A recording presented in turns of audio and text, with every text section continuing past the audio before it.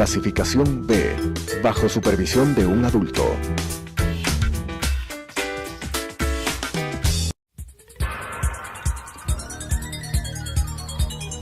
Las opiniones vertidas en este espacio por la producción y dirección del programa son de exclusiva responsabilidad de sus autores y de quienes intervienen en ellos.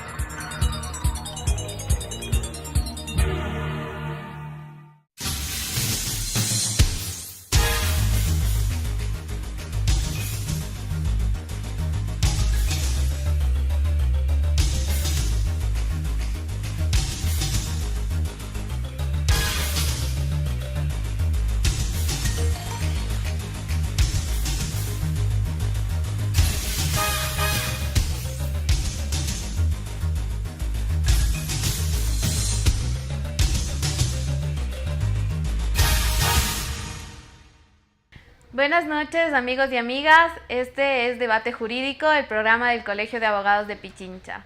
Hoy tenemos como invitado al doctor Miguel Abel Souto. Él es catedrático de la Universidad Santiago de Compostela y vamos a hablar acerca de las medidas privativas de libertad en su experiencia. Doctor, usted ha podido revisar el Código Orgánico Integral Penal ecuatoriano. ¿Me podría, desde su perspectiva dogmática, hacer una diferenciación, o usted pudo haber ubicado dentro de nuestro texto legal si existen estas penas privativas de libertad cortadas? Es que son cortas, ¿verdad? No quiero expresarme mal. Cortas, sí. Muy buenos días a todos. En primer lugar, tengo que manifestar que es para mí un maravilloso placer estar aquí con todos vosotros ya por cuarta vez en la maravillosa ciudad de Quito, y tengo que agradecerle al presidente del Colegio de Abogados de Pichincha su amabilísima invitación. Y también tengo que agradecerle a todos los miembros de la Asociación Iberoamericana de Derecho Penal Económico y de la empresa haberme elegido como su presidente y hablar por ellos. En este caso será sobre las penas cortas privativas de libertad. En el sistema penal boliviano, pues efectivamente existen bastantes penas cortas privativas de libertad.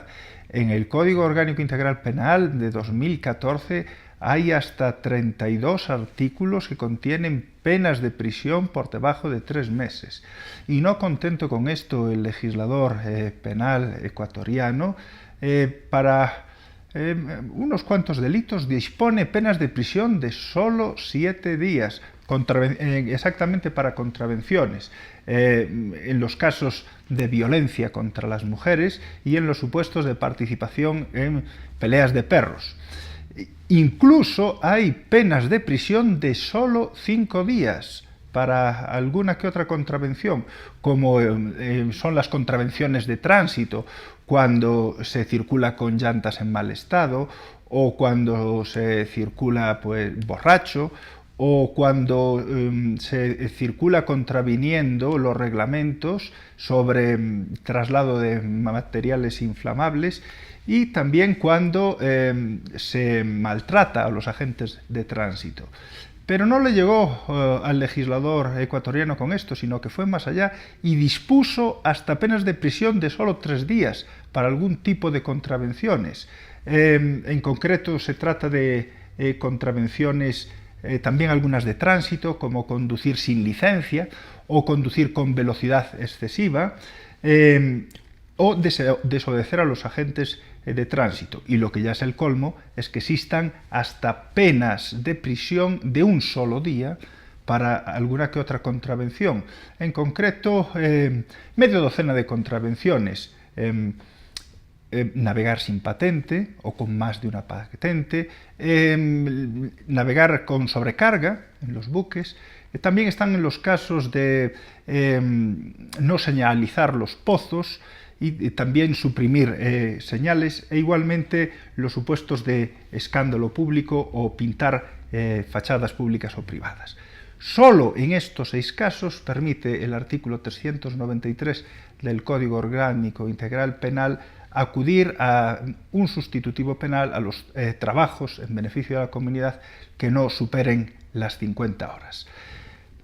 No digo yo que no haya que castigar todos estos comportamientos son nocivos y deben ser sancionados.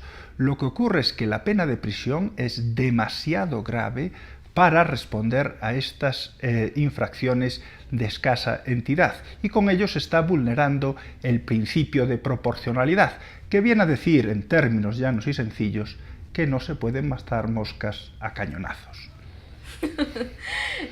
Miguel, de todo lo que nos has explicado me queda una duda. Entonces, estas formas de privación de libertad cortas, ubicándonos en la parte dogmática dentro de teoría de la pena y ajustándonos al tema de las prevenciones, ¿cumplen o no la finalidad de la pena? ¿O son excesivas?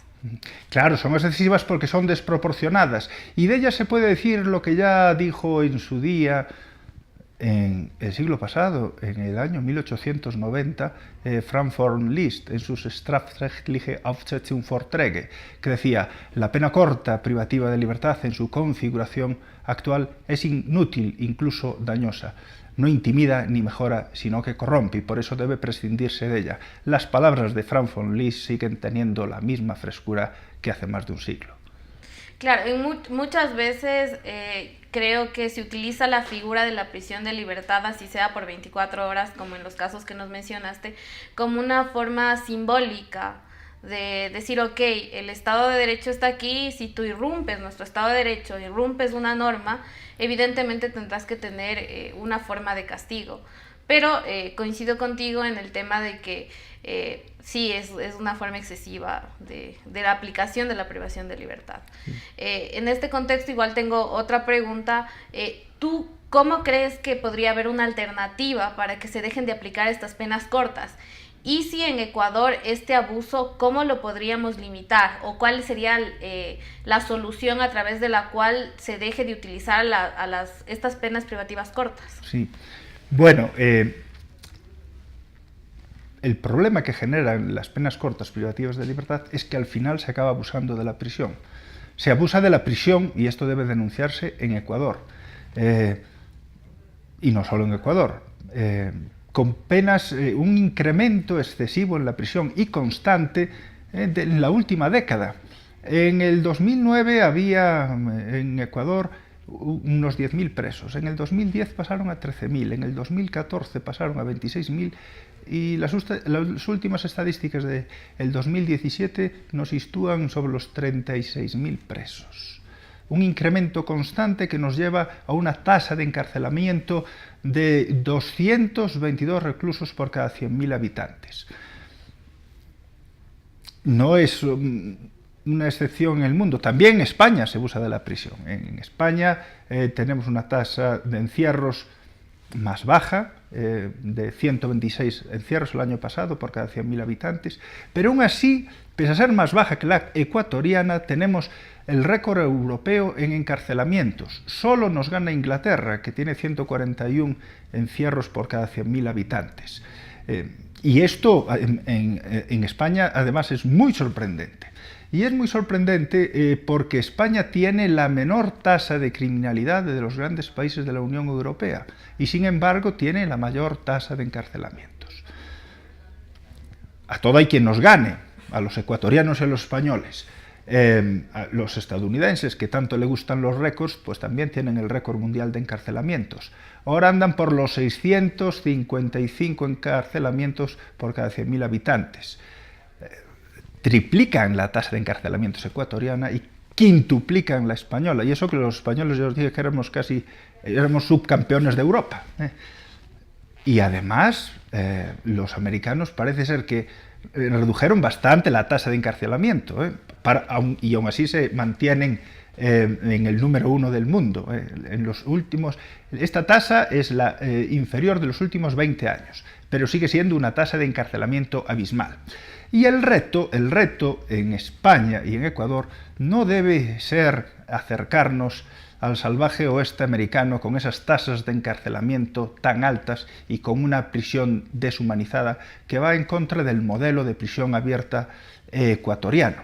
El modelo debe ser dirigir el rumbo de nuestra política criminal desde aquí pues al noreste.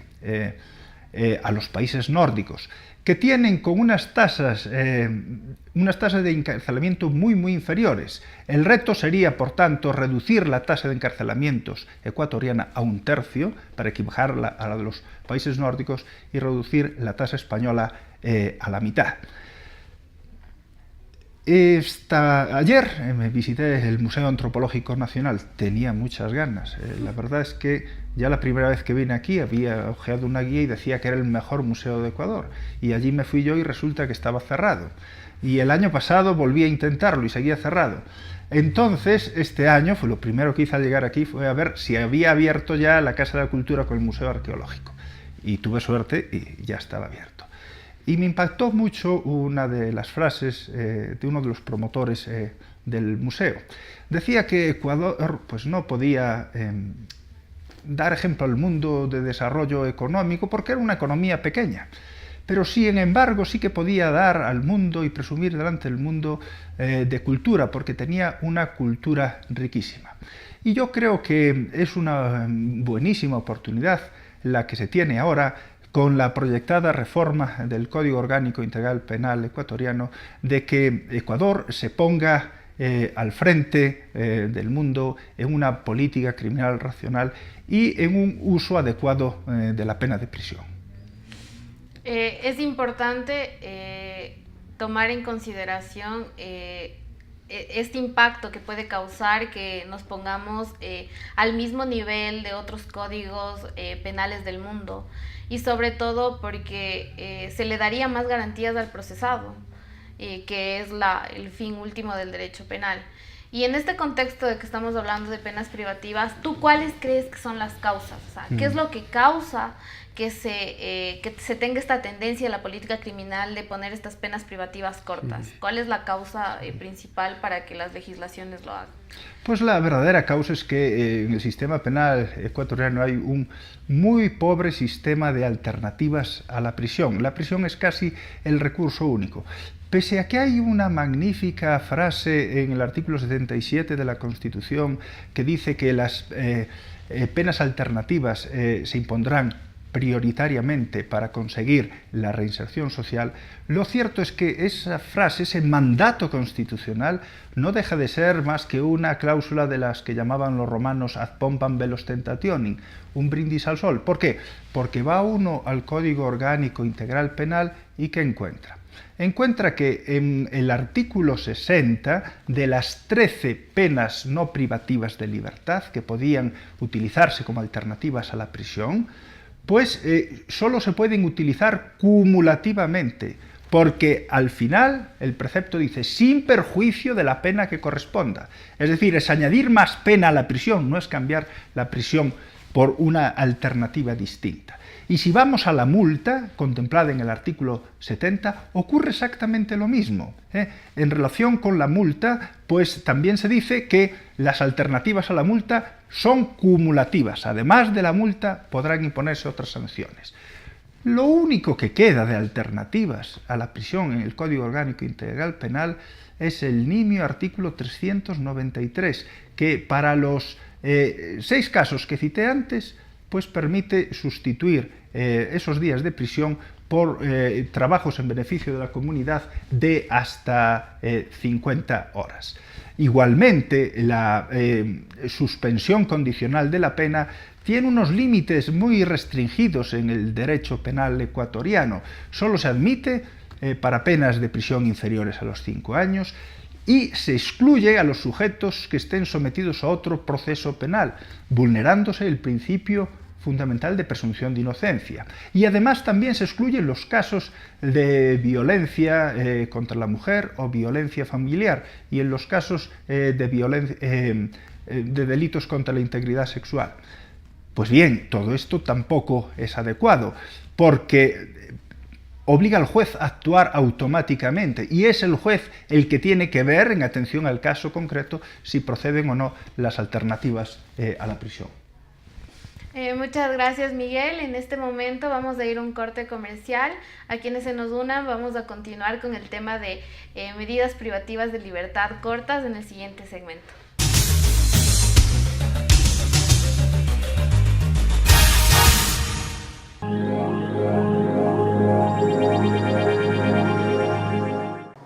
Adriana, cancélame todas las reuniones. No voy a ir a la oficina.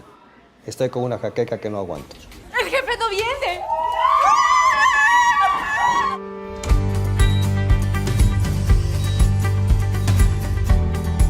¿Estás seguro? Salió bien. Muy bien. Bueno. Cuanto antes vayas a Ecuasanitas, más rápido te curas.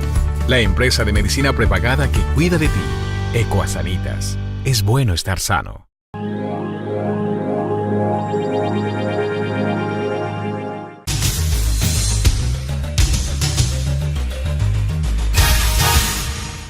Seguimos con el programa Debate Jurídico, el programa del Colegio de Abogados de Pichincha.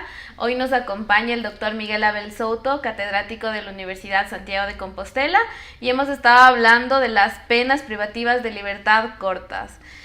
Miguel, habíamos ya hecho una evaluación acerca de en qué contravenciones y tipos penales se aplicaban estas penas penas privativas de libertad cortas. En lo que tú has podido ver de nuestro Código Orgánico Integral Penal, ¿cuál es el delito que más penas genera? Sí.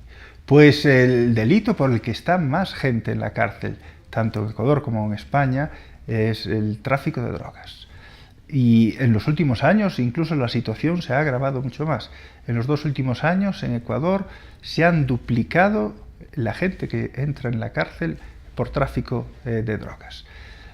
Y ya es hora de hacer una política criminal diferente, una política criminal alternativa, y de cambiar un poco el modelo imperialista que seguimos en la lucha contra el narcotráfico, que sabido es que no está dando buenos resultados. Porque al fin y al cabo detrás hay una política imperialista por el que los países occidentales, pues promocionan sus propias drogas y sin embargo castigan el tráfico de drogas de otras culturas distintas a las suyas. Por ejemplo, en el mundo occidental el alcohol pues tiene una visión positiva. El vino es instrumento de redención, según la Biblia, según San Mateo, creo que era el capítulo 25, versículos 26 y 27. Allí se recoge la fórmula de la consagración y se dice sobre el vino, sobre el alcohol, que es la sangre de Cristo, y se hace proselitismo del alcoholismo: tomad y bebed todos de él. Sin embargo, para otras culturas el alcohol pues es negativo. El Corán dice sobre el alcohol que es pecado y una de las abominaciones de Satanás. En definitiva, cada sociedad modula o altera o deforma el concepto de droga a su favor. De manera que ya es hora de hacer una política criminal en materia de drogas distinta. Y en este sentido, el Grupo de Estudios de Política Criminal, que en España es un colectivo que recoge a la mayor parte de los catedráticos de las universidades públicas españolas, ya en el año 1989 hizo un manifiesto por una nueva política criminal en materia de drogas, que iba en el camino, en la línea de una legalización controlada del tráfico de drogas. Ese manifiesto se publicó en el año 1989, y cuando el Grupo de Estudios de Política Criminal cumplió 25 años, pues hizo una actualización de sus manifiestos y me pidió a mí que elaborase el borrador, que fue llevado al Pleno del Grupo de Estudios de Política Criminal y que después fue aprobado por el Pleno, y que hace 3 años lo llevé, ese mismo manifiesto, al Congreso Mundial sobre Drogas de Pekín, para ofrecer una alternativa al modelo actual que tenemos en el campo del narcotráfico y que no hace más que llenar y llenar las prisiones. Claro, el tema del narcotráfico y el microtráfico es un tema que de hecho en el Ecuador ha causado mucho debate, porque se utilizó la figura del concurso real a través de una resolución de la Corte Nacional para empezar a acumular penas. Es decir, si yo te encontraba con sustancias diversas, cocaína, marihuana, éxtasis, etcétera, se me acumulaba la pena. Y de manera que hasta cierto punto yo podría tener, en un posible proceso, la misma pena que tendría el narcotraficante. A diferencia que él trafica toneladas y toneladas de cocaína y yo tenía unos gramos más allá de los permitidos de diferentes sustancias. Entonces eso también ha sido uno de los problemas en Ecuador, en tanto que las cárceles se han llenado sobre todo de microtraficantes. Y tomando en consideración que en el tema del microtráfico todos ellos son instrumentables, tal como mañana le puedo coger a X persona, mañana pondré a B y esa B seguirá haciendo el mismo trabajo y en realidad desde la política criminal el efecto que tiene sobre esta aplicación de los concursos, etcétera, no tiene ninguna finalidad. Te quería preguntar, porque tú nos has hablado ampliamente de las penas privativas de libertad cortas, de hecho estamos con un experto en eso, te quería preguntar qué ocurre con las penas privativas de libertad largas. ¿Tú cómo ves que estas penas privativas de libertad largas se estén aplicando en el país? Y cómo tú, desde tu perspectiva dogmática, cómo ves que se aplican en el Código Orgánico Integral Penal? Sí. Pues también es otro gran problema el de las penas largas privativas de libertad, porque también se abusa de ellas. Tenemos en Ecuador penas larguísimas, de hasta 40 años. Y 40 años se admite con carácter general y específicamente se dice en el artículo 20 para el caso de concurso real de delitos y también se dice en otro precepto en el artículo 57 para los supuestos de acumulación de penas. Y después hay bastantes delitos que se castigan con penas de prisión de hasta 26 años. Tenemos el asesinato, el sicariato, el feminicidio y tenemos media docena de delitos que se castigan con pena de prisión de 30 años, como por ejemplo el genocidio, la persecución, el exterminio, el apartheid, o también los delitos de lesa humanidad. Y además, si sobre esta base se aplica el artículo 44, que manda agravar la pena en un tercio en los casos en que concurre una circunstancia agravante, o se aplica en los supuestos de reincidencia, que también agravan la pena en un tercio. En todos estos casos nos pone ya en penas de 40 años de privación de libertad, que es muchísimo, Aunque en España las cosas no son muy distintas, porque en España, aunque pomposamente el Código Penal diga que la pena de prisión dura entre 3 y 20 años, después hay muchas excepciones para los casos de concursos de delitos que permiten ir hasta los 25 años, los 30 y desde una reforma de 2003, de 30 de junio de 2003, hasta los 40 años. E incluso el legislador de 2015 inventó la llamada prisión permanente revisable, en una evidente contradictio in terminis, utilizando la neolengua orwelliana, porque está claro que lo que se quiere con la neolengua orwelliana es que la gente no piensa. Y uno escucha prisión permanente revisable y dice, pues es algo técnico, una cosa de juristas, pero por poco que piense uno, ¿cómo algo puede ser permanente y revisable? Eso es lógicamente imposible. Entonces, ¿qué se quiere? Encubrir, ocultar lo que está detrás de esa prisión permanente revisable, que es una cadena perpetua de una manifiesta inconstitucionalidad. Los dos dictadores que tuvimos en España en el siglo XX, Primo de Rivera y Franco, no se atrevieron con la cadena perpetua. Y van los preclaros diputados y senadores de la reforma de 2015 y sin encomendarse a Dios ni al diablo nos introducen una cadena perpetua. De manera que no están peor las cosas en Ecuador que en España, incluso con esta cadena perpetua nosotros lo tenemos mucho peor. Pero lo que debe hacerse es limitar el tope máximo de las penas largas privativas de libertad. En este sentido ya decía Hans-Heinrich Gieseck que todo encierro por más de 15 años destruye la personalidad y es por ello inhumano. Por eso no debería irse más allá de esa duración de la privación de libertad. Aunque claro está que ningún ordenamiento jurídico ha prescindido hasta el momento de la prisión para los casos más graves. Para los casos de menor enjundia debería prescindirse de la prisión, no del castigo. Para eso hay otras alternativas. Y no debería haber penas de prisión por debajo de los 6 meses. Pero para los casos graves, pues la pena sigue siendo, como decían los lúcidos, los preclaros redactores del Alternativentwurf alemán, del proyecto alternativo alemán, la pena sigue siendo una amarga necesidad en una sociedad de seres imperfectos como somos los hombres. De manera que lo que hay que intentar para los casos de las penas largas es que la ejecución de la pena no produzca la desocialización.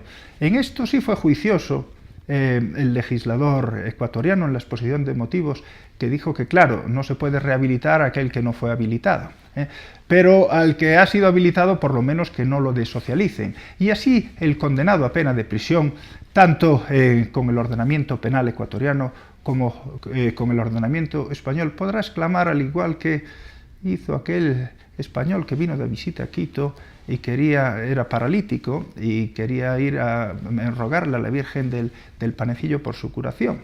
Y para hacer una penitencia, pues subió, toda la subida la hizo en la silla de ruedas. Y cuando estaba llegando a la cima, se le soltó el freno de mano de la silla de ruedas, y viendo que iba pendiente abajo y que se iba a estampar contra la montaña, pues cambió su petición a la Virgen y le pidió: Virgencita, que me quede como estoy. Pues lo mismo dirá el condenado a pena de prisión en Ecuador y en España: Virgencita, que me quede como estoy, ya que no me van a resocializar, por lo menos que no me desocialicen. Miguel, te agradezco mucho por habernos explicado acerca de las penas privativas de libertad, tanto cortas como largas. Creo que es un tema de debate, creo que es un tema en el que tanto el legislador como los jueces deben poner un poco más de hincapié, sobre todo en que no se violen derechos ni garantías de las personas, que básicamente el derecho a la libertad es la base del Estado de Derechos. Muchas gracias a todas las amigas y amigos que nos acompañaron hoy en el programa Debate Jurídico, el programa del Colegio de Abogados de Pichincha. Esperamos tenerlas la próxima semana con nosotros. Las opiniones vertidas en este espacio por la producción y dirección del programa son de exclusiva responsabilidad de sus autores y de quienes intervienen en ellos.